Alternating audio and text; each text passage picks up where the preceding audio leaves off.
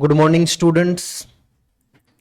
DCC में आपका स्वागत है। आज अपना फाउंडेशन में नेक्स्ट टॉपिक, जैसा कि आपको ध्यान है लास्ट में आप इंडियन कॉन्ट्रैक्ट एक्ट 1872 को अपन कंटिन्यू कर रहे हैं और अभी तक उनमें जो अपने पॉइंट स्टडी किए हैं तो वो आपका ऑफर क्या होता है, एक्सेप्टेंस क्या होती है और इनसे रिलेटेड कई छोटे छोटे पॉइंट्स भी आप लोगों ने डिस्कस किए। चलो अभी तक जो पॉइंट पढ़े हैं उनका एक बार मैं थोड़ा सा बेसिक रिवीजन करवा देता हूं आपको। तो ध्यान होगा लास्ट क्लास में सबसे पहले अपन ने स्टडी किया था कि सर ऑफर किसे कहते हैं। सबसे पहला पॉइंट है ऑफर, क्योंकि कोई भी ट्रांजेक्शन कॉन्ट्रैक्ट की डेफिनेशन में तभी आएगी सबसे पहले एक ऑफर होना चाहिए। याद रखना, जब आगे क्वेश्चन सोल्व करेंगे तो ये पॉइंट आएगा। तो सबसे पहले एक ऑफर हो, और ऑफर देने वाली पार्टी को क्या बोलते हैं, साथ साथ में ये टर्म भी लर्न कर लो। जो पर्सन ऑफर देगा उसको क्या बोलेंगे, ऑफरर। ऑफर को ही प्रपोजल बोलते हैं, ठीक है। और जैसे ही आपने ऑफर दिया तो जिस पार्टी को ऑफर दिया है, बेटा याद रखना, जिस पार्टी को ऑफर देते हैं उसको ऑफरी बोलते हैं, ठीक है ना। अब ऑफरी के पास दो ऑप्शन होते हैं, या तो ऑफर आपकी ऑफर को एक्सेप्ट कर ले या फिर आपके ऑफर को रिजेक्ट कर ले। यदि ऑफरी आपके प्रपोजल को एक्सेप्ट कर लेता है तो वो बन जाएगी एक्सेप्टेंस, यानी एक्सेप्टेड प्रपोजल। और बेटा एक्सेप्टेड प्रपोजल क्या बन जाता है, एक्सेप्टेंस यानी प्रोमिस।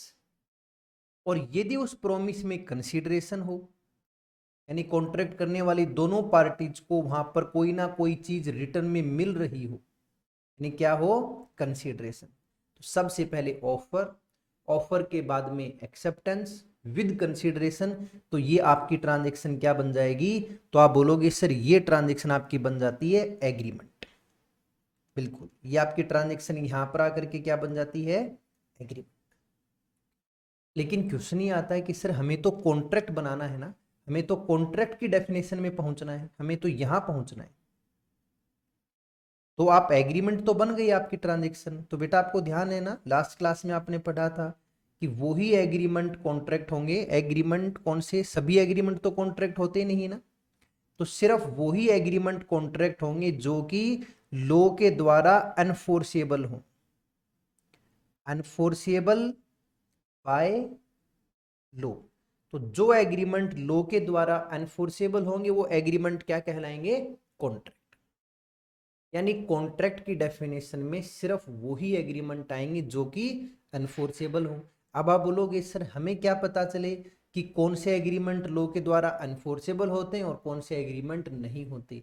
तो बेटा लर्न कर लो, आपके इंडियन कॉन्ट्रैक्ट एक्ट 1872 में एक सेक्शन 10 है और उस सेक्शन 10 ने कुछ बेसिक एलिमेंट्स दिए। उस सेक्शन 10 ने अपने को क्या दिया है, elements of a valid contract, elements of a valid contract. यदि आपका एग्रीमेंट उन सभी एलिमेंट्स को फुलफिल करता है तो ये मान लेंगे कि आपका एग्रीमेंट कॉन्ट्रैक्ट बनने के लायक है।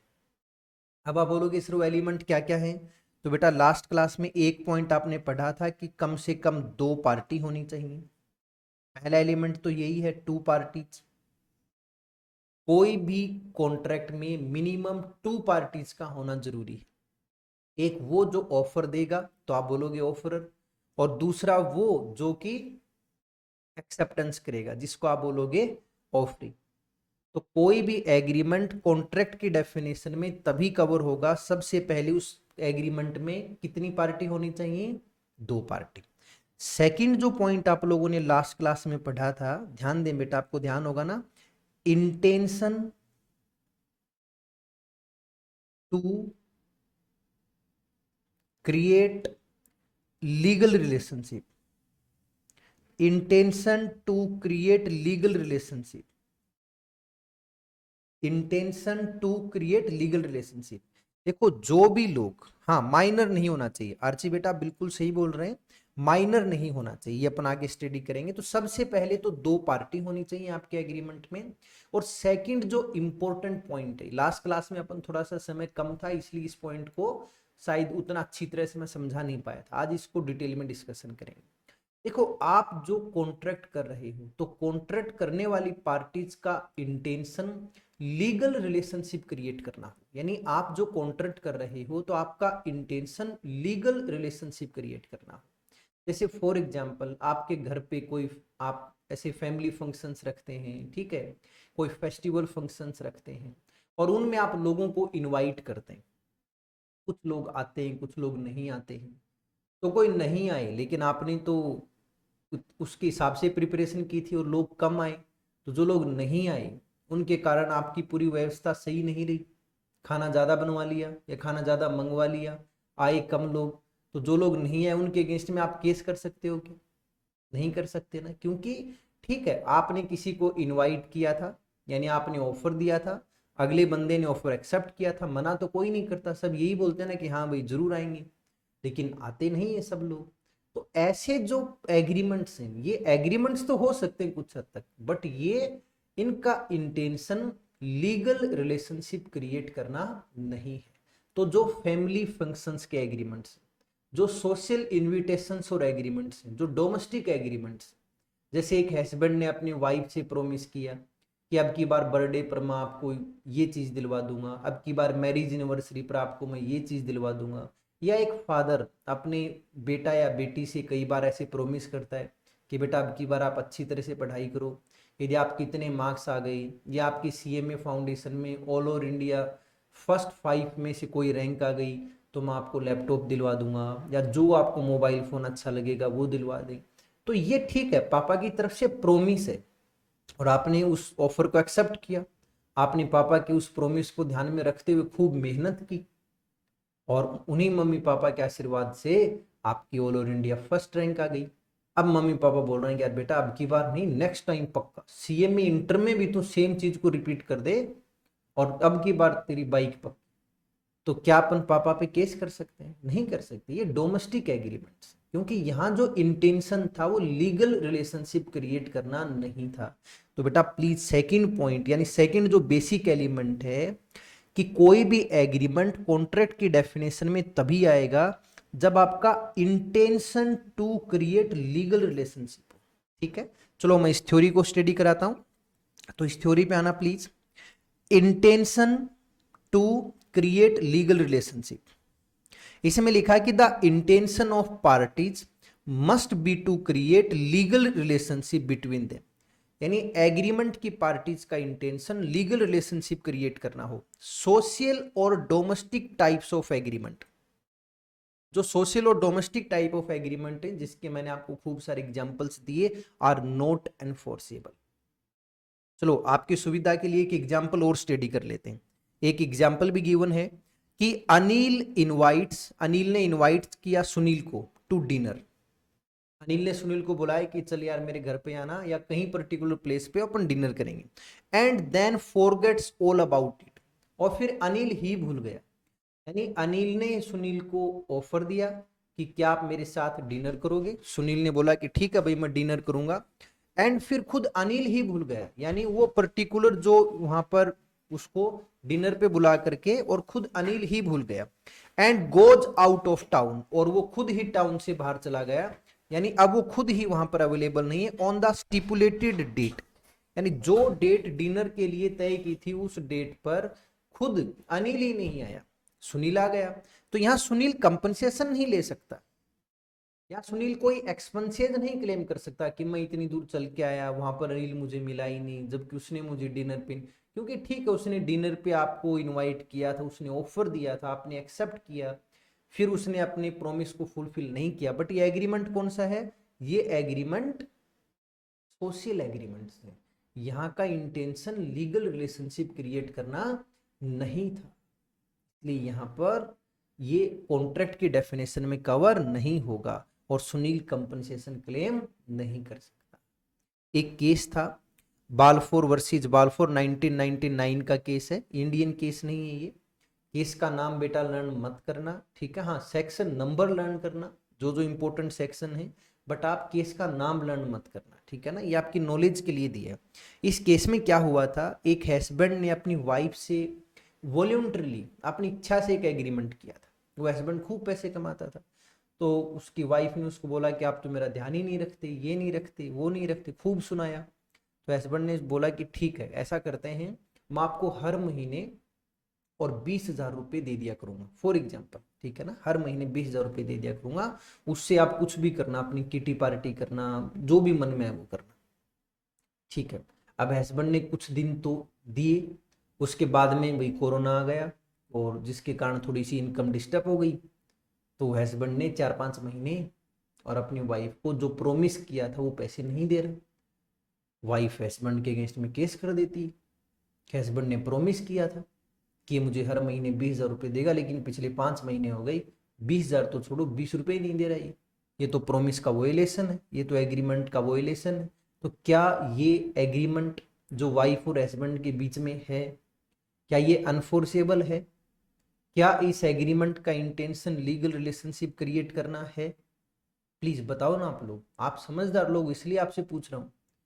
क्या ये हस्बैंड और वाइफ के बीच में जो एग्रीमेंट हुआ था, इसका इंटेंशन लीगल रिलेशनशिप क्रिएट करना है? क्या ये एग्रीमेंट एनफोर्सेबल है? क्या वाइफ हस्बैंड से कंपनसेशन क्लेम कर सकती है? तो देखो, आप सब लोग बोल रहे हो सर नो, यानी बिल्कुल सही हो आप लोग, यानी आपको अब लो समझ में आने लग गया, अब आप भी बहुत अच्छे लॉयर बन सकते हो, ठीक है, मुझसे भी अच्छे लॉयर बन सकते हो। तो इसमें देखो ये लिखा है कि in this case the husband agree to pay to his wife a certain amount per month on his failure, on his failure to pay. तो बाद में एक बार हस्बैंड ने पे नहीं किया होगा तो वाइफ ने उसके अगेंस्ट में सूट फाइल किया। देखो द वाइफ शूड, शूड का मतलब है सूट फाइल करना, ठीक है, for the recovery of amount. तो फिर इट वाज हेल्ड, तो कोर्ट ने ये फैसला दिया कि she could not recover the same, वो कंपनसेशन रिकवर नहीं कर सकती। क्यों? Because the agreement did not create any legal relationship, क्योंकि इस एग्रीमेंट का इंटेंशन वो लीगल रिलेशनशिप क्रिएट करना नहीं है। तो 2 पॉइंट आपको समझ में आ गए कि सिर्फ वो ही एग्रीमेंट कॉन्ट्रैक्ट की डेफिनेशन में आ सकते हैं। सबसे पहले तो 2 पार्टीज होनी चाहिए, और सेकंड पॉइंट कि आपका इंटेंशन लीगल रिलेशनशिप क्रिएट करना होना चाहिए। यदि आपका इंटेंशन ये नहीं है तो फिर आपका एग्रीमेंट लॉ के द्वारा अनफोर्सेबल नहीं होगा, और अनफोर्सेबल नहीं होगा तो फिर वो आपको कॉन्ट्रैक्ट की डेफिनेशन में कवर नहीं होगा। अब थर्ड पॉइंट, थर्ड पॉइंट ध्यान से देखना आप। यदि आप चाहते हो कि आपका एग्रीमेंट कॉन्ट्रैक्ट की डेफिनेशन में आए, यानी वैलिड कॉन्ट्रैक्ट बने, तो बेटा ध्यान दें प्लीज, दोनों पार्टीज की फ्री कंसेंट होनी चाहिए। देखो लॉ बनाने वालों ने कितना अच्छी तरह से दिमाग लगाया, ये नहीं बोला कि पार्टीज की कंसेंट होनी चाहिए। कंसेंट तो आप किसी को डरा धमका करके या कोई प्रेशर बना करके भी ले सकते हो। लॉ ने क्या बोला? फ्री कंसेंट होनी चाहिए, यानी एग्रीमेंट करने वाली किसी भी पार्टी पे कोई दबाव नहीं होना चाहिए। एग्रीमेंट करने वाली पार्टी वो एग्रीमेंट कर रही है अपनी मर्जी से, बिना किसी दबाव में हाँ करके।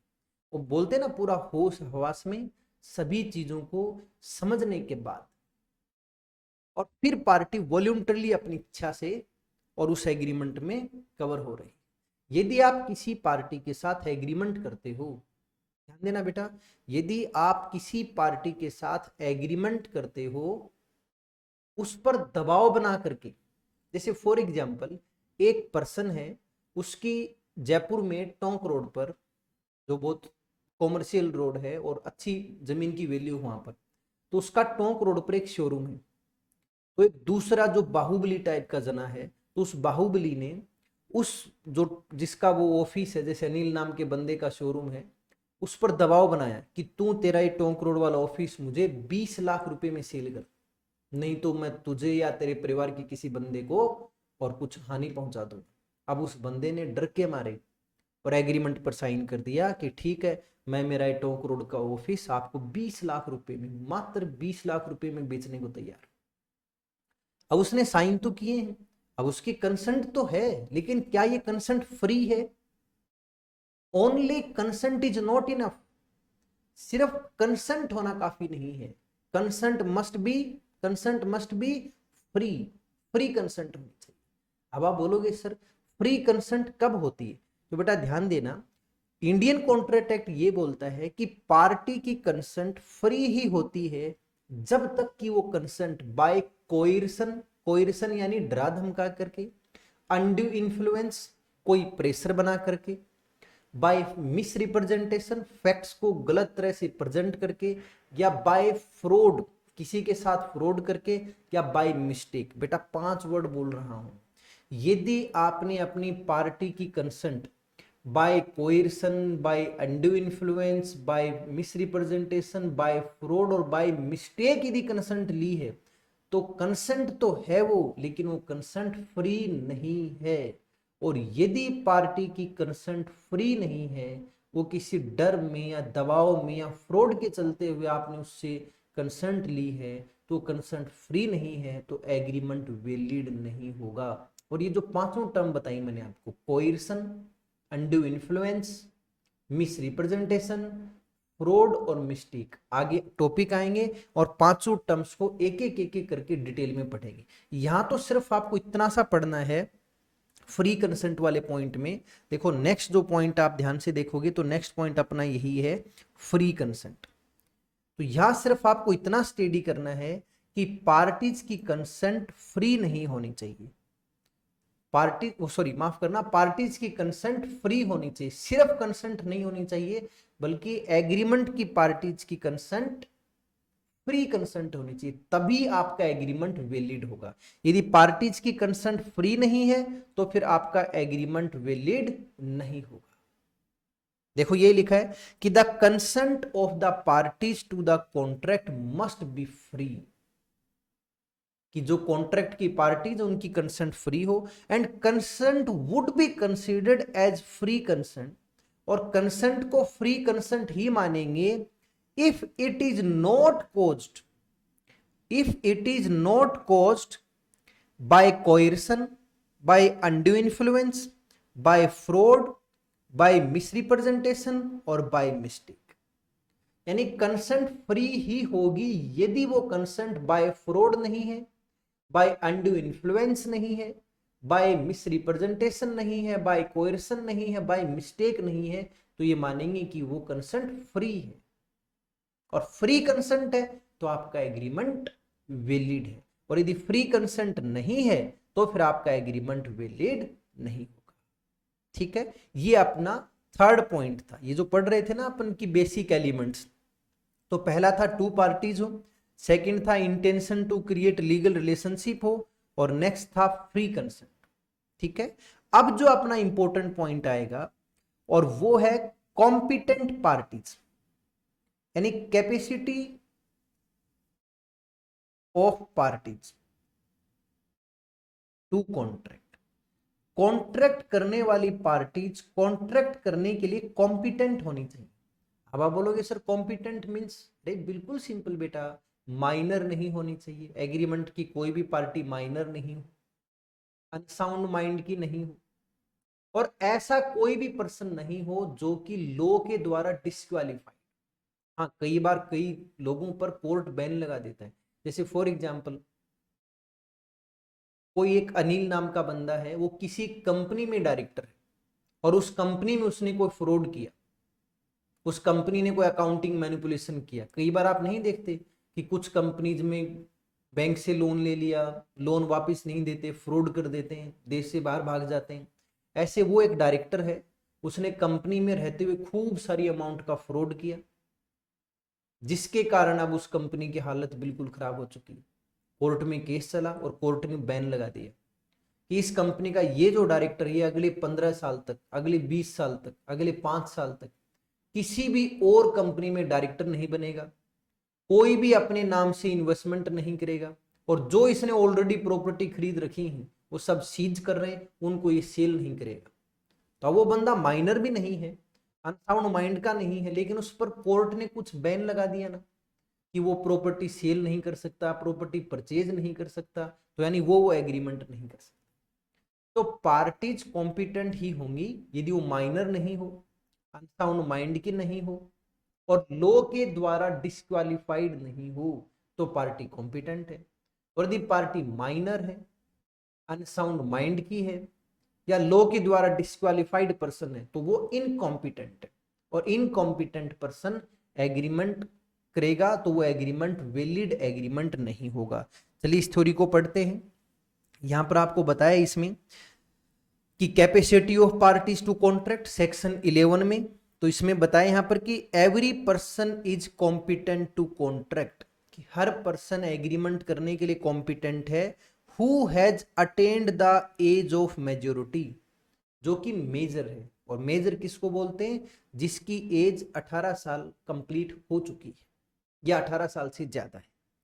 Who is of sound mind, यदि साउंड माइंड का है तो कॉम्पिटेंट है। And who is not disqualified from contracting by law to which he subject, यानी किसी भी एक्ट के अंतर्गत, किसी भी कानून के अंतर्गत उसको एग्रीमेंट करने से, कॉन्ट्रैक्ट करने से डिस्क्वालिफाइड नहीं कर रखा, तो इसका मतलब वो पर्सन कॉम्पिटेंट टू कॉन्ट्रैक्ट है। और बेटा याद रखो, यदि पार्टीज कॉम्पिटेंट टू कॉन्ट्रैक्ट हैं तो इट मीन्स आपका जो कॉन्ट्रैक्ट है वो वैलिड कॉन्ट्रैक्ट। तो आपने वैलिड कॉन्ट्रैक्ट के बेटा 4 एलिमेंट पढ़ लिए ना। देखो 4 एलिमेंट कौन से वैसे तो आपको ध्यान है, 2 पार्टीज, ठीक है, intention to create legal relationship, free consent और capacity of parties to contract. 4। एक जो सबसे इंपॉर्टेंट पॉइंट और आएगा कि जो आप कॉन्ट्रैक्ट कर रहे हो ना, उस कॉन्ट्रैक्ट का ऑब्जेक्ट लॉफुल होना चाहिए, लॉफुल ऑब्जेक्ट होना चाहिए। और कंसीडरेशन तो होगी, आपको ध्यान है ना, तो लॉफुल ही कंसीडरेशन होनी चाहिए, यानी लॉफुल ऑब्जेक्ट और लॉफुल कंसीडरेशन। लॉफुल का मतलब है रीजनेबल, सही कंसीडरेशन, सही ऑब्जेक्ट होना चाहिए। अब मान लो 2 जने कॉन्ट्रैक्ट करते हैं कि चलो अपन दोनों मिल करके कहीं पर बॉम्ब ब्लास्ट करेंगे। अब आप कॉम्पिटेंट भी हो और दोनों की फ्री कंसेंट है, 2 पार्टी हो, लेकिन आपका इरादा गलत है। या आप दोनों मिलकर, कोई 2 जने मिलकर के कॉन्ट्रैक्ट करते हैं कि चलो अपन मिल करके कोई तीसरे जने की पिटाई करते हैं, ये तो गलत है ना। आपका जो अब यहाँ जो ऑब्जेक्ट है, आपके कॉन्ट्रैक्ट का जो ऑब्जेक्ट है वो अनलॉफुल है। किसी की पिटाई करना, कहीं बॉम्ब ब्लास्ट करना, ये तो क्राइम है। और ये करने के लिए यदि आप कॉन्ट्रैक्ट करते हो तो वो एग्रीमेंट तो है बट वो अनफोर्सेबल नहीं। इसी तरह से कोई एक जना किसी दूसरे जने को बोलता है कि यार तू तीसरे जने की पिटाई कर दे, मैं तुझे 5 लाख रुपए दे दूंगा, बोलते ना किसी के नाम की सुपारी ले लेना। अब मान लो आप अगले पर्सन को पिटाई कर दो और वो आपको पैसे नहीं दे, तो आप कोर्ट में केस करोगे क्या? किसने मुझे बोला था कि यदि मैं उस किसी तीसरे बंदे की पिटाई कर दूंगा तो ये मुझे पैसे देगा, और इसके कहने पर मैंने पिटाई तो कर दी, ये मुझे पैसे नहीं दे रहा, तो क्या ये एग्रीमेंट अनफोर्सेबल है?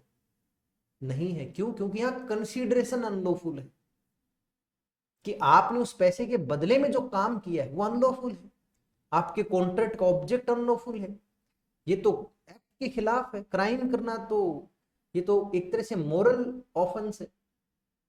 तो जो भी आप एग्रीमेंट करो, उस एग्रीमेंट में जो कंसीडरेशन है या उस एग्रीमेंट में जो ऑब्जेक्ट है वो लॉफुल होना चाहिए, प्रोहिबिटेड नहीं होना चाहिए। और नेक्स्ट जो अपना पॉइंट है वो इसी का पॉइंट है कि legality of object and consideration. Legality of object and consideration, legality या लॉफुल एक ही बात है। तो इसमें लिखा कि the consideration and object of the agreement must be lawful, lawful होने चाहिए। And every agreement of which the object और कंसीडरेशन इज अनलॉफुल, तो वो एग्रीमेंट क्या हो जाएगा? वो एग्रीमेंट वॉइड होगा। अनलॉफुल कंसीडरेशन है, अनलॉफुल ऑब्जेक्ट है, तो आपका एग्रीमेंट वॉइड होगा। और कंसीडरेशन एंड ऑब्जेक्ट लॉफुल ही होते हैं, यानी यही माना जाएगा कि आपका एग्रीमेंट का ऑब्जेक्ट और कंसीडरेशन लॉफुल है, ये माना जाएगा अनलेस, जब तक कि it is prohibited by law. यदि आपका कंसीडरेशन लॉ के द्वारा प्रोहिबिटेड है, हाँ, तो फिर अनलॉफुल मानेंगे। या वो लॉ के प्रोविजंस के अगेंस्ट में है, आप कुछ ऐसा कर रहे हो जो कि कानून के खिलाफ है, क्राइम करना कानून के खिलाफ है, या किसी के साथ फ्रॉड करने का एग्रीमेंट किया है तो अनलॉफुल है, या आपका एग्रीमेंट ऐसा जिससे किसी पर्सन को या किसी पर्सन की प्रॉपर्टी को इंजरी होगी, नुकसान होगा, तो अनलॉफुल है, या आपका जो एग्रीमेंट है वो इमोरल है। बेटा इमोरल का मतलब है अगेंस्ट मोरलिटी, नैतिकता के खिलाफ। आप कुछ ऐसा कर रहे हो जो बोलते ना वो सही नहीं है, वो नैतिक रूप से सही नहीं है, कोर्ट को लगता है कि ऐसा करना समाज के लिए सही नहीं, इस टाइप के एग्रीमेंट। तो ऐसा यदि कोई एग्रीमेंट है जिनका इनमें से कोई ऑब्जेक्ट है, ये जो नीचे 5-6 पॉइंट बताए आपको, इनमें से यदि कोई ऑब्जेक्ट है तो है अनलॉफुल, और इनके अलावा यदि कोई ऑब्जेक्ट है, कंसीडरेशन है, तो आपका एग्रीमेंट लॉफुल है और वैलिड है। तो जो एग्रीमेंट कॉन्ट्रैक्ट की डेफिनेशन में कवर होना चाहते हैं, तो आपको बेटा बताया था ना, उनको कुछ बेसिक एलिमेंट्स फुलफिल करने होंगे। तो पहला था 2 पार्टीज होनी चाहिए, intention to create legal relationship होना चाहिए, फ्री कंसेंट होनी चाहिए, पार्टीज पर किसी भी टाइप का दबाव नहीं हो, capacity of parties to contract, parties की कैपेसिटी टू कॉन्ट्रैक्ट होनी चाहिए, यानी वो साउंड माइंड की हों, माइनर नहीं हो, डिस्क्वालिफाइड नहीं हो, और लॉफुल ऑब्जेक्ट हो, लॉफुल कंसीडरेशन। और लास्ट पॉइंट हो तो बेटा आज एक लास्ट पॉइंट है कि सर्टेनिटी ऑफ टर्म्स। देखो जो आप एग्रीमेंट कर रहे हो वहां पर एग्रीमेंट की टर्म्स एंड कंडीशन सर्टेन होनी चाहिए, कंफ्यूजिंग नहीं होनी चाहिए। अब आप बोलोगे सर कंफ्यूजिंग कैसे, तो मैं आपको एक नीचे एग्जाम्पल समझाता हूं, ठीक है ना। एक एग्जाम्पल दे रखा आपको मैंने, ठीक है। इस एग्जाम्पल पे आते हैं अपन लोग, ये वाला पॉइंट अपना कि सर्टेनिटी ऑफ मीनिंग, कि जो टर्म्स एंड कंडीशंस हैं आपके कॉन्ट्रैक्ट के वो सर्टेन होनी चाहिए, ठीक है। ऐसा करते हैं, इसका एग्जाम्पल जैसे आप समझोगे ना तो ये टॉपिक क्लियर हो जाएगा। एग्जाम्पल में लिखा है एक अनिल नाम का बंदा है जिसके पास 4 कार हैं। ध्यान से देखना, अनिल के पास अभी 4 कार हैं, ठीक है। उसके पास 4 अलग अलग कार हैं, ठीक है। कोई अल्टो है, कोई स्विफ्ट है, कोई i20 है, ठीक है। और एक उसके पास ब्रेजा भी है, 4 कार है उसके पास। अब he offers to sell his 1 car out of those 4 cars to Sunil. अब उसने सुनील को ऑफर दिया कि भाई मैं मेरी इन 4 में से एक कार तुझे बेचना चाहता हूं, और कितने रुपए में, 2 लाख रुपए में। सुनील ने ऑफर को एक्सेप्ट कर लिया। अब ये आप बोलोगे सर सब कुछ सही तो है, अनिल ने ऑफर दिया, सुनील ने ऑफर एक्सेप्ट किया, दोनों कॉम्पिटेंट पार्टीज हैं और बिल्कुल फ्री कंसेंट है, कोई दबाव नहीं है। अनिल ने ऑफर दिया कि मैं मेरी इन 4 में से एक कार तुझे बेचना चाहता हूँ 2 लाख रुपए में। सुनील बोला ठीक है भाई, मैं यहाँ पर आपकी एक कार 2 लाख रुपए में खरीदना चाहता हूँ। बेटा बताओ इस एग्रीमेंट में आपको क्या लग रहा है कि इसमें गलत क्या है? मुझे तो सब कुछ ठीक लग रहा है यहाँ तक। आप लोग बताइए, अनिल के पास 4 कार हैं जिसमें से उसने एक कार बेचने के लिए सुनील को ऑफर दिया, सुनील ने ऑफर एक्सेप्ट कर लिया। गलत क्या है इसमें? सही तो है, 2 पार्टीज हैं और कॉम्पिटेंट हैं, यही तो पढ़ा अभी तक, फ्री कंसेंट है, सब कुछ सही तो है। पता नहीं क्यों ऐसे बोल रहे हैं कि ये सही नहीं है। क्या गलत है? तो बिल्कुल सही बोल रहे हो आप लोग। किस इसमें ये तो नहीं बताया कि उस 4 में से कौन सी कार। अब हो सकता है सुनील ये सोच रहा हो कि यार अनिल ब्रेजा बेच रहा है 2 लाख रुपए में, और अनिल ये मान रहा हो कि यार मैं अल्टो बेच रहा हूं। तो दोनों पार्टीज की तरफ से मिस्टेक हो गई यहाँ, क्योंकि यहां पर आपके कॉन्ट्रैक्ट के टर्म्स एंड कंडीशन स्पेसिफाई नहीं है कि विच कार, यानी कौन सी कार यहां पर अनिल सेल करना चाहता है और कौन सी कार यहां सुनील परचेज करना चाहता है। तो देखो बेटा आगे लिखा बिल्कुल सही, थैंक यू वेरी मच, आप लोग सबने बिल्कुल सही आंसर दिया कि there is nothing certain in order to show कि which car Anil agrees to sell and Sunil agrees to buy. क्योंकि यहां तक की जो टर्म्स एंड कंडीशन में ये बिल्कुल भी नहीं पता चल पा रहा अनिल कौन सी कार सेल करना चाहता है और यहां पर सुनील जो है वो कौन सी कार परचेज करना चाहता है। इसलिए ये एग्रीमेंट क्या है, वैलिड नहीं है, क्योंकि अनसर्टेनिटी ऑफ टर्म्स, क्योंकि जो टर्म्स एंड कंडीशंस है वो अनसर्टेन है, और अनसर्टेनिटी के कारण ये जो आपका एग्रीमेंट है ये बेसिकली यहां पर और वैलिड नहीं हो। ठीक है, चलो बेटा यहां तक के क्वेश्चंस आपने कितना ईमानदारी से किया है, यहाँ तक के टॉपिक यदि आपने ईमानदारी से स्टडी किए हैं, तो मैं अब आपको कुछ क्वेश्चंस दे रहा हूँ, ठीक है। और प्लीज मेरी आप सब लोगों से रिक्वेस्ट है, आंसर जरूर देना। कोई बात नहीं, सही गलत का फैसला तो बाद में होगा ना, आंसर जरूर देना। और एक चीज और बता देता हूँ बेटा, ये सारे क्वेश्चंस वो हैं जो आपके एग्जाम में आए हुए हैं, यानी पिछले 5 to 6 ईयर्स का पूरा स्कैनर आपको यहाँ पर सोल्व करवाया जाएगा, और ये वही क्वेश्चन है जो आपके एग्जाम में आए हुए। इनको ध्यान से पढ़ लो आप, यदि इन क्वेश्चंस का आप आंसर दे पा रहे हो ना, तो मान के चलना लो के पेपर में 75 प्लस मार्क्स लेके आने से आपको कोई नहीं रोक सकता। क्वेश्चंस का लेवल यही रहेगा। यदि ये क्वेश्चंस आपको समझ में आ रहे हैं ना, इनका आंसर यदि आप दे पा रहे हो तो समझ जाना कि फिर आपकी तैयारी बिल्कुल सही चल रही है। और यदि इन क्वेश्चंस का आंसर में अभी भी कंफ्यूजन है तो बेटा या तो मेरे एंड पर कोई कमी है या फिर आप प्रॉपर रिवीजन नहीं कर, ठीक है ना। तो चलो बेटा फर्स्ट क्वेश्चन आपके सामने लेके आता हूं टेस्ट योर सेल्फ में। फर्स्ट क्वेश्चन है कि an agreement and contract are the one and the same thing. कि इंडियन कॉन्ट्रैक्ट एक्ट में एग्रीमेंट और कॉन्ट्रैक्ट सेम चीज होते हैं। एग्रीमेंट और कॉन्ट्रैक्ट में कोई फर्क नहीं होता, दोनों सेम चीज हैं। अब नीचे 4 ऑप्शन दे रखे हैं आपको, true, false, depends on the situation या नन ऑफ द अबव। तो मेरे हिसाब से तो इसमें, और आप सबने भी वही बोला है, बिल्कुल फॉल्स है। क्योंकि आप जानते हो ना एग्रीमेंट और कॉन्ट्रैक्ट सेम चीज नहीं होती। एग्रीमेंट एक वाइड टर्म है बट कॉन्ट्रैक्ट नैरो टर्म है। सिर्फ वही एग्रीमेंट कॉन्ट्रैक्ट बन पाएंगे जो कि लॉ के द्वारा अनफोर्सेबल हो। तभी तो वो एक लाइन आप बोलते हो ना कि every contract is an agreement but every agreement is not contract. Every agreement is not contract, यानी एग्रीमेंट और कॉन्ट्रैक्ट सेम चीज नहीं है। तो बेटा स्टेटमेंट क्या हुआ, ये स्टेटमेंट हुआ फॉल्स। और फॉल्स हुआ तो इट मींस यहाँ पर अपना कौन सा पॉइंट अपन टिक करेंगे। तो मैं साथ साथ में आपके साथ देखो मैं भी सीख लेता हूं। तो इसमें आपका बी पॉइंट है, ठीक है। ठीक है, अब एक चीज बताओ बेटा, इस क्वेश्चन पे आप ध्यान दोगे तो आप मुझसे पूछ सकते थे कि सर ठीक है क्वेश्चन तो हमें समझ में आ गया, आप ये बताओ ये स्टार क्यों लगा रखे हैं यहाँ दो, ये 2 स्टार क्यों लगा रखे हैं सर, ये 2 स्टार क्वेश्चन है। बोलोगे सर मतलब, क्योंकि बेटा ये क्वेश्चन एग्जाम में 2 या 3 बार आता है। या तो मैं इसको रिपीट कर दा बार बार, तो रिपीट करने का तो फायदा क्या। तो मैं क्या, जो क्वेश्चन कई बार एग्जाम में पूछा 2 बार 3 बार, उस पर मैं स्टार लगा देता हूँ ताकि उस क्वेश्चन को बच्चे अच्छी तरह से करें। तो ये एग्जाम में 2-3 बार आ चुका है, ठीक है। तो इसको ध्यान से करना है। सेकंड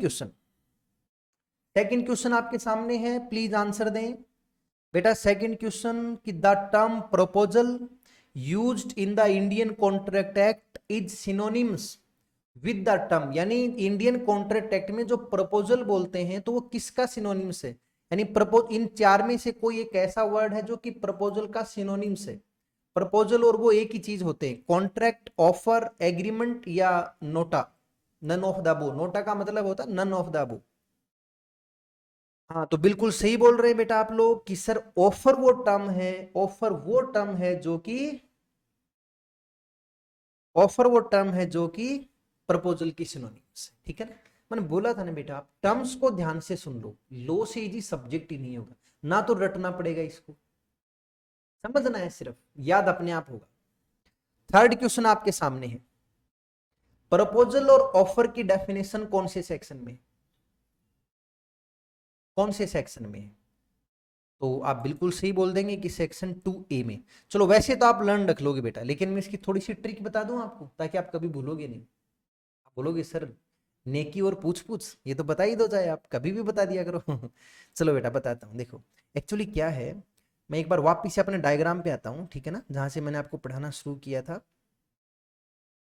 या दोबारा नया डायग्राम बना लेता हूँ, आपको लगेगा कि सर उसी से काम चला रहे हैं। यहाँ पर एक नया डायग्राम आपको बना के दिखा देता हूँ। देखो सबसे पहले होता है ऑफर। ऑफर के बाद में क्या आता है, आप ऑफर दोगे तो ऑफर एक्सेप्ट होगा, यानी एक्सेप्टेड ऑफर, यानी एक्सेप्टेड प्रोपोजल, जिसको आप एक्सेप्टेंस भी बोलते हो, ठीक है ना। और जैसे ही एक्सेप्ट हो जाता है ये क्या बन जाता है, प्रोमिस। क्या बन जाता है, प्रोमिस। फिर होता है कि जो पर्सन ऑफर देता है ना, यानी जो पर्सन प्रोमिस करता है वो तो प्रोमिसर, और जिस पर्सन से प्रोमिस किया है वो पर्सन कौन होता है, प्रोमिसी, ठीक है। फिर कंसीडरेशन होना जरूरी है, क्योंकि कंसीडरेशन भी तो जरूरी है। और फिर जाकर के क्या बनता है आपका, आपको ध्यान है ना, तब जाकर के आपका एग्रीमेंट बनता है ना बेटा। ये प्रोसेस याद रख लोगे ना, ये प्रोसेस आपको याद रखना ही होगा। ये प्रोसेस यदि बेटा आपको याद है ना तो सेक्शन भी याद हो गई। Section 2 clause A, section 2 clause B, section 2 clause C, section 2 clause D, section 2 clause E. ये पांचों टर्म्स लगातार हैं और पांचों के सेक्शन भी लगातार, आपको कभी जिंदगी में नहीं भूलोगे, बस ये सीक्वेंस याद होना चाहिए आपको। तो सेक्शन भी सीक्वेंस में ही, offer to A, accepted proposal जिसको आप एक्सेप्टेंस बोलते हो, जो प्रोमिस बन जाता है, टू बी, और प्रोमिसर और प्रोमिसी दो टर्म आती, वो ठीक है ऊपर वो अपन उसको समझा नहीं, बट मोरली कई बार आपको बोला है कि जो पर्सन प्रोमिस करेगा वो प्रोमिसर, और जिससे आपने प्रोमिस किया वो promisee, to C, consideration to D, और एग्रीमेंट टू ई, और कॉन्ट्रैक्ट टू एच में आता है।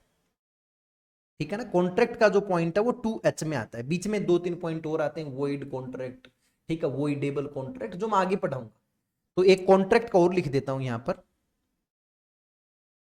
कॉन्ट्रैक्ट, और कॉन्ट्रैक्ट का सेक्शन होता है बेटा टू। ये लर्न कर लो, एक क्वेश्चन इनमें से आपको पक्का मिलने वाला है, एक क्वेश्चन इनमें से आपको जरूर मिलेगा।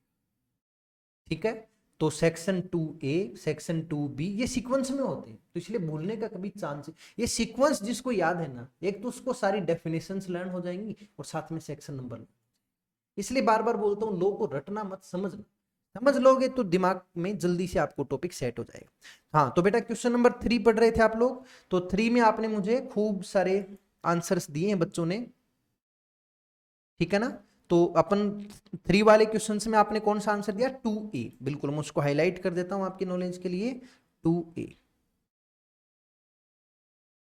क्वेश्चन नंबर 4 आपके सामने है, ठीक है, और जिनने सही सही पढ़ा होगा वो क्वेश्चन नंबर 4 का आंसर दे देंगे, अभी अभी दिमाग लगाया होगा, अरे यार जस्ट अभी समझाया था, आप बोलोगे सर ये तो जस्ट अभी किया अपने।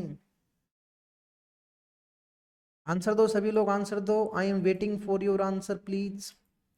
आपको यहां पर करेक्ट सीक्वेंस लर्न होना चाहिए। अरे कितना इजी क्वेश्चन आता है, कई बार तो मन करता है कि इतने इजी इजी क्वेश्चन आते रहे।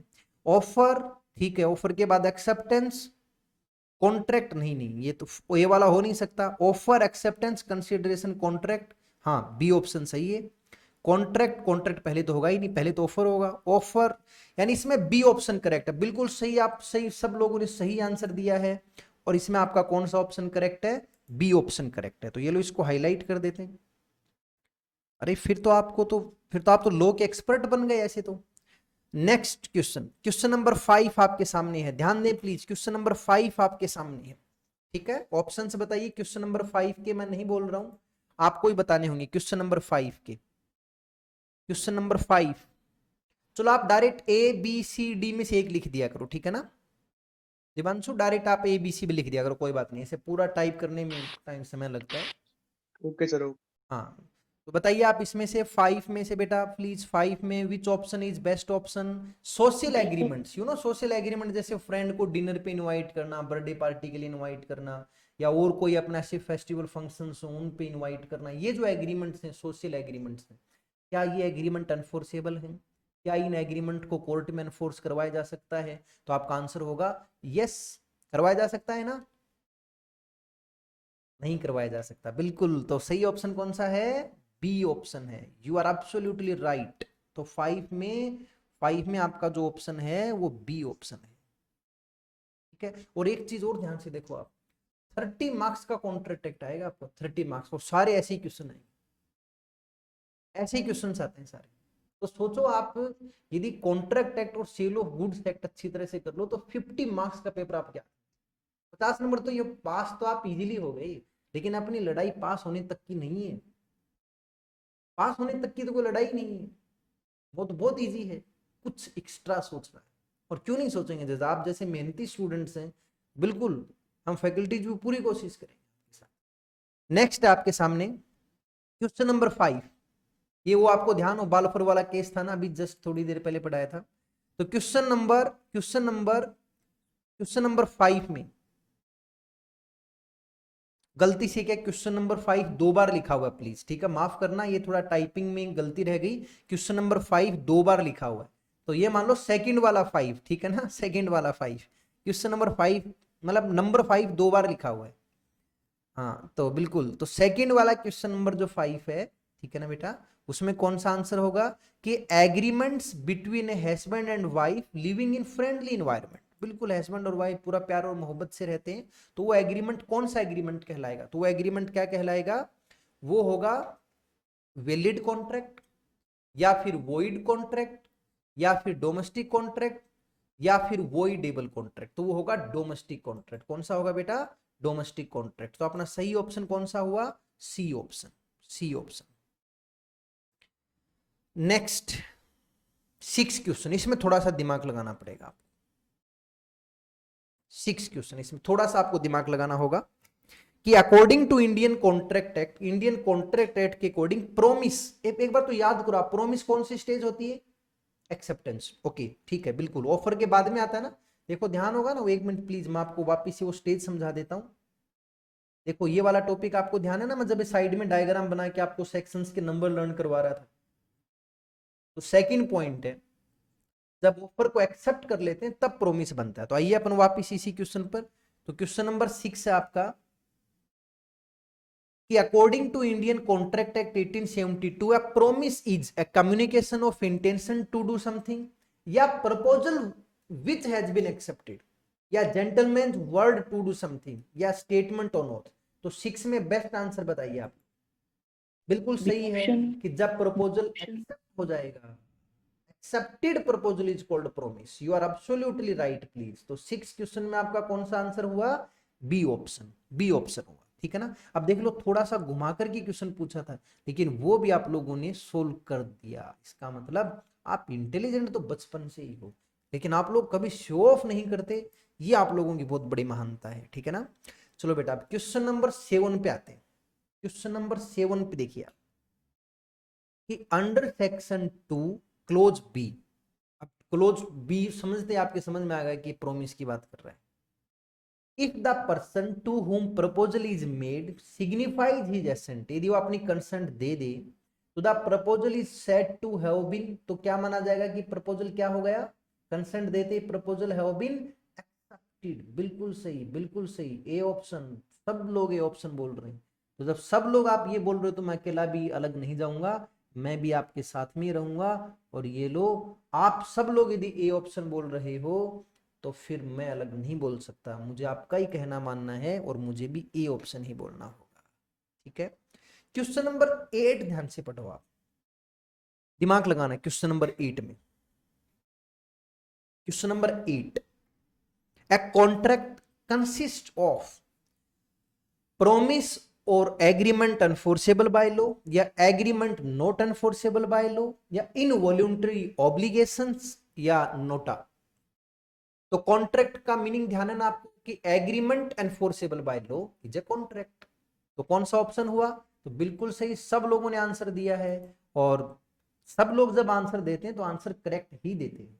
ठीक है, बिल्कुल सबका करेक्ट आंसर है ए ऑप्शन कि contract means agreement enforceable by law. ठीक है, तो ये आपका कॉन्ट्रैक्ट बन जाएगा। लास्ट टर्म और बेटा क्वेश्चन नंबर 9, क्वेश्चन नंबर 9 कि the terms of agreement, agreement की जो टर्म्स कंडीशंस नियम बशर्ते हैं ना, तो वो टर्म्स कंडीशन एग्रीमेंट की कैसी होनी चाहिए? सर्टेन होनी चाहिए, या must be capable of made certain, या सर्टेन होने के लायक होनी चाहिए। अनएम्बिगुअस, पहले बता देता हूं, देखो एम्बिगुअस का मतलब होता है कंफ्यूजिंग, और अनएम्बिगुअस यानी नॉट कंफ्यूजिंग। तो ऑब्वियसली नॉट कंफ्यूज, तो ऑल ऑफ द अबव। तो 9 ऑप्शन में कौन सा होगा बेटा? तो बिल्कुल सही आपने कि sir all of the above के ऊपर वाली सभी होनी चाहिए, ऑल ऑफ द अबव होनी चाहिए। ठीक है, तो 9 क्वेश्चंस में अपना आ गया ऑल ऑफ द अबव। तो ये थे बेटा आपके तीन चार टॉपिक अपने ऊपर पढ़े थे, उनसे रिलेटेड आपके क्वेश्चंस। ऐसे ही अब अपन देखो आगे नेक्स्ट टॉपिक पढ़ेंगे। ठीक है, ऑफर क्या होता है, अब डिटेल में पढ़ेंगे कि ऑफर क्या होता है, फिर ये एक्सेप्टेंस क्या होती है। ठीक है, और ऑफर एक्सेप्टेंस दोनों हो जाएंगे ना, फिर इसकी क्वेश्चंस और अराउंड इसके हाँ 10 क्वेश्चंस इसके। तो ऐसे अपन पूरा सिलेबस, आपका पूरा सिलेबस ऐसे कवर करेंगे। पहले आपको जो भी टॉपिक पढ़ाऊंगा उसकी डिटेल्ड प्रोविजंस आप लोग स्टडी करोगे, और उसके बाद में उस टॉपिक से रिलेटेड एग्जाम में जितने भी क्वेश्चंस आए हैं अब तक के वो सारे क्वेश्चंस पिछले 8-10 अटेम्प्ट के जो क्वेश्चंस अपने पास हैं वो सारे क्वेश्चंस अपन स्टडी करेंगे। और ये चीज यदि आप समझ गए, क्लास को ध्यान से सुन लो, क्लास होने के बाद ये मटेरियल आपके पास में रहता है बेटा, इसको प्लीज रिवीजन किया करो और फिर इन क्वेश्चंस को सोल्व कर दो। मैं विश्वास के साथ कह सकता हूं लॉ का पेपर आपका सबसे इजी पेपर बन जाएगा, जिसमें आपका कॉन्फिडेंस इतना आराम से हो जाएगा, हर स्टूडेंट का, हर एक स्टूडेंट का, every student is intelligent and is capable to secure 75% or more marks in this paper. You are so much capable, इतना मुझे विश्वास है। ठीक है, तो चलिए अब अपन नेक्स्ट टॉपिक से अपना स्टार्ट करते हैं और अब एक एक करके डिटेल में पढ़ेंगे। सबसे पहले ऑफर जो पढ़ा था, क्योंकि आपको ध्यान है कोई भी एग्रीमेंट तभी बनेगा जब सबसे पहले ऑफर हो। अब एक एक टर्म्स को डिटेल में पढ़ेंगे। तो आज ऑफर से रिलेटेड सारे प्रोविजन पढ़ते हैं। तो पहले तो ऑफर की डेफिनेशन, आप बोलोगे सर ऑफर की डेफिनेशन तो हमने ऊपर पढ़ ली थी, कोई बात नहीं बेटा, रिवीजन कर लेते हैं, ठीक है ना। डेफिनेशन ऑफ ऑफर, और ऑफर की डेफिनेशन कौन से सेक्शन में होगी, अब तो सेक्शन नंबर भी आपको याद हो गई, तो आप बोलोगे सर सेक्शन 2 क्लोज ए, ठीक है ना। ऑफर क्या होता है, देखो बेटा ऑफर मैंने आपको बताया था, एक तो होता है positive offer to do something, एक होता है नेगेटिव ऑफर कि नॉट टू डू समथिंग, ठीक है। पॉजिटिव ऑफर में तो क्या होता है, जैसे एक जने ने दूसरे जने को ऑफर दिया कि मैं आपको मेरा प्रोडक्ट इतने रुपए में सेल करना चाहता हूं, दूसरा बोला ठीक है मुझे एक्सेप्ट है। एक मैंने आपको बताया था ना कि जैसे अनिल अपनी गाड़ी से जा रहा था, उसका किसी दूसरी बाइक से एक्सीडेंट हो गया और बाइक वाले की जो बाइक में कुछ नुकसान हो गया, तो बाइक वाला आप पर केस ना करे, इसलिए आपने उसको बोला कि यदि आप मुझ पर केस नहीं करो, यदि यदि यदि आप मेरे खिलाफ कोई लीगल एक्शन नहीं लो तो मैं आपको कंपनसेशन देने में तैयार हूं। तो ये नेगेटिव था कि यदि आप ऐसा नहीं करो तो मैं ऐसा कर दूं। तो ये ऑफर की डेफिनेशन मैंने आपको बताया था ना कि जब एक पर्सन किसी दूसरे पर्सन को अपनी विलिंगनेस, अपनी इच्छा एक्सप्रेस करे टू डू समथिंग या टू अब्सटेन फ्रॉम डूइंग, ये थोड़ी क्या लो की वर्ब है, टू अब्सटेन फ्रॉम डूइंग यानी नॉट टू डू समथिंग, और वो भी इस इंटेंशन के साथ कि वो दूसरा पर्सन भी, यानी जिसको आप ऑफर दे रहे हो वो पर्सन आपको कंसेंट दे, कंसेंट दे या तो टू डू दैट थिंग जो आप करना चाहते हो उसमें, या फिर not to do that thing वो आपको कंसेंट दे, तो ये मान लेंगे कि आपने उसको ऑफर दिया है। तो आना आप इस पॉइंट पर, ऑफर की डेफिनेशन दोबारा पढ़ा रहा हूं, वैसे पहले पढ़ चुके हैं बिल्कुल, लेकिन रिवीजन हो जाएगा कि व्हेन वन पर्सन, कोई एक जना सिग्निफाइज टू अनदर पर्सन, दूसरे पर्सन को सिग्निफाइज करे, सिग्निफाई यानी एक्सप्रेस करे, जाहिर करे, हिज विलिंगनेस, अपनी विलिंगनेस, और विलिंगनेस भी आप किस चीज की ध्यान देना, आप या तो टू डू कुछ करने के लिए, या to abstain from doing anything, या कुछ करने से दूर रहने के लिए, और आपका इंटेंशन क्या है, with a view to obtaining the assent of that other person, इस इंटेंशन के साथ कि वो अदर पर्सन भी, या अदर पर्सन कौन हुआ बेटा, वो ऑफरी, जिसको आप ऑफर दे रहे हो, कि वो अदर पर्सन भी आपकी इस एक्ट में या आपकी इस एब्सेंस में आपके साथ रहे, यानी आपका साथ दे, वो भी आपको कंसेंट दे। ऐसा जब आप किसी को अपनी विलिंगनेस एक्सप्रेस करते हो तो वो क्या कहलाएगा, ऑफर कहलाएगा।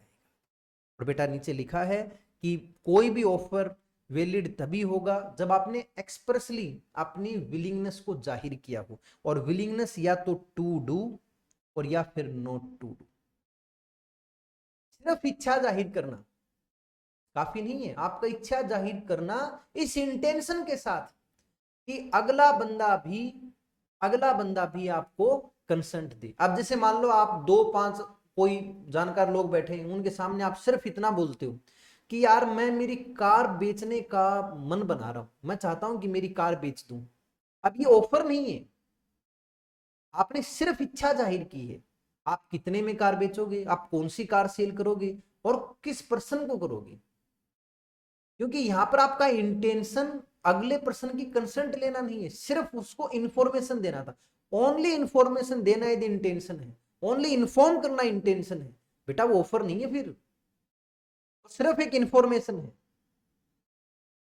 ऑफर तब होगा जब आप अपनी विलिंगनेस एक्सप्रेस करें विद ए व्यू, इस इंटेंशन के साथ कि जिसके सामने आप अपनी इच्छा जाहिर कर रहे हो वो आपको हाँ या ना का जवाब दे। इस इंटेंशन के साथ जब आप अपनी इच्छा जाहिर करते हो तो वो ऑफर की डेफिनेशन में है। और चलिए ऑफर के एक एक करके कुछ एसेंशियल एलिमेंट्स। तो पहला पॉइंट तो यही था कि जो भी पार्टी ऑफर दें वो अपनी विलिंगनेस को एक्सप्रेस करे। ठीक है, ये आपका फर्स्ट पॉइंट था। सेकंड पॉइंट बहुत प्यारा है और ये आपने अभी भी पढ़ा भी है कि ऑफर कैन बी पॉजिटिव, यानी ऑफर पॉजिटिव भी हो सकता है जैसे टू डू समथिंग, और ऑफर कैन बी नेगेटिव। और एग्जांपल पढ़ लो आप कि Anil offers to sell his bike, Anil ने ऑफर दिया कि मैं मेरी बाइक सुनील को 60,000 रुपीज में सेल करना चाहता हूं। तो ये पॉजिटिव ऑफर है, ये एक्ट ऑफ डूइंग है, ये पॉजिटिव ऑफर है। ऑन द अदर हैंड जबकि दूसरी तरफ वो एग्जाम्पल याद करो आप एक्सीडेंट वाला कि व्हेन अनिल आस्क सुनील, जब अनिल ने सुनील को बोला after his car meets with an accident with Sunil scooter, यानी अनिल ने सुनील का जो स्कूटर था उसके साथ एक्सीडेंट हो गया अनिल की कार का, तो अनिल ने सुनील को बोला कि देख भाई तू कोर्ट में यदि नहीं जाए, यानी मेरे खिलाफ यदि तू लीगल एक्शन नहीं ले तो मैं तेरे स्कूटर के रिपेयर चार्जेस पे करने को तैयार। ये जो ऑफर है ये नेगेटिव है, यानी यहां नॉट टू डू समथिंग, यानी यहां पर कुछ नहीं परफॉर्म करने का आपने ऑफर दिया। तो ऐसा कोई भी ऑफर वैलिड ऑफर तभी होगा जब ये फॉलोइंग कंडीशंस को पूरा करेगा। तो फॉलोइंग कई कंडीशन है बेटा, आप आज अपने सिर्फ ये दो कंडीशन ही कवर की, लेकिन जैसे जैसे आप नीचे चलेंगे ना तो इसमें कई सारी कंडीशंस मिलेंगी। ठीक है,